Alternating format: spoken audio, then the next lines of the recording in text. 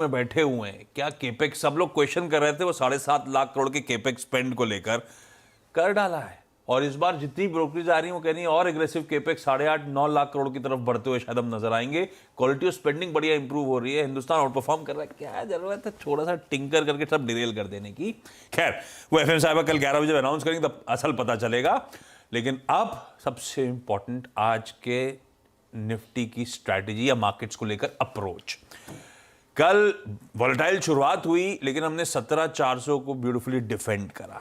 हमने low level से बहुत अच्छी 250 पॉइंट के आसपास की रैली आती हुई देखी, पर है तो अभी भी फ्रेजाइल विकेट पे। वो आंकड़े जो आपने सारा डिस्कस कर डाले, कैसे अप्रोच करूं निफ्टी को, कहां पे जाके कन्विक्शन आएगा कि हाँ मामला ठीक हो गया है, कॉन्फिडेंस बढ़ेगा, क्या देखना है? देखिए, इसमें फिर मैं वही बोलूँगा, लेवल्स मैं सिर्फ इसलिए मेंशन कर रहा हूँ क्योंकि कई लोग लेवल्स को इंपॉर्टेंस देते हैं। मेरे लिए लेवल्स की इतनी इंपॉर्टेंस नहीं है, मेरे लिए सेंटिमेंट की ज़्यादा इंपॉर्टेंस है। लेकिन फिर भी लेवल्स में जो मार्केट डिफेंड कर रहा है 200 day exponential moving average closing basis पर और 200 day simple moving average intraday basis पर।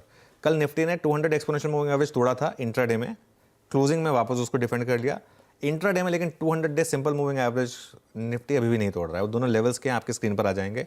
200 डे एक्सपोनेंशियल मूविंग एवरेज है 17,600 पर और 200 डे सिंपल मूविंग एवरेज है 17,300 पर। तो ये बैंड मान ले 300 पॉइंट का। कल घूमे हम कहाँ से? 17,400 से।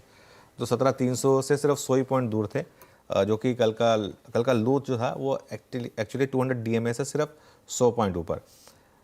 एक बार वो प्लेट वापस ले आई है।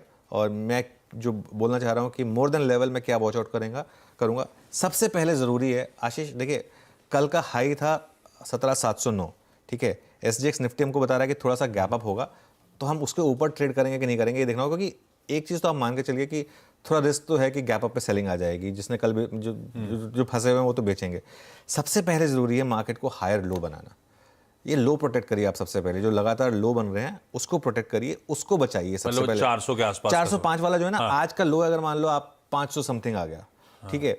हाई भले ही कल ट्रेंड बदलेगा, बस ट्रेंड बदलेगा, वो जरूरत है। मतलब इस समय सबसे इंपॉर्टेंट है मूविंग एवरेजेस से ज़्यादा वो ट्रेंड का बदलना, कि जो लोअर हाई और लोअर लो का एक ट्रेंड मार्केट ने लगातार 4 दिन से बनाया है उसको चेंज कर दीजिए आप। और उसके बाद अगर वहाँ पे सेंटिमेंट सुधर गया उसकी वजह से, और कल अगर कैपिटल गेंस टैक्स ना बढ़े और फेड 25 बेसिस पॉइंट ही रेट हाइक कर दे मान लो, तो हम ब्यूटीफुली सेटअप होंगे। और तब तक अदानी का एफपीओ भी खत्म हो चुका होगा। इधर वे मतलब या तो सक्सेसफुली सेल थ्रू हो चुका होगा या फिर जो भी आएगा उसमें आ चुका होगा। अगर ये दोनों चीज़ें हो गई तो मुझे लग रहा है कि एक बड़ी रैली की हम तैयारी कर रहे हैं। लेकिन फिर वही बात है, ये सब इफ्स एंड बट्स वाली बात है। पोजीशन मार्केट इस हिसाब से एक्चुअल होगा कि नहीं होगा ये कल ही पता चलेगा। ठीक है, तो देखते हैं दिन में मार्केट्स का बिहेवियर कैसा रहेगा। और कल दोनों इंपॉर्टेंट इवेंट्स बहुत डिसाइसिव होंगे बाजार की आगे की चाल के लिहाज से। निफ्टी बैंक दिक्कतें वहीं पे आई, ज्यादा हैमरिंग उस पॉकेट की हो गई, किसी ग्रुप के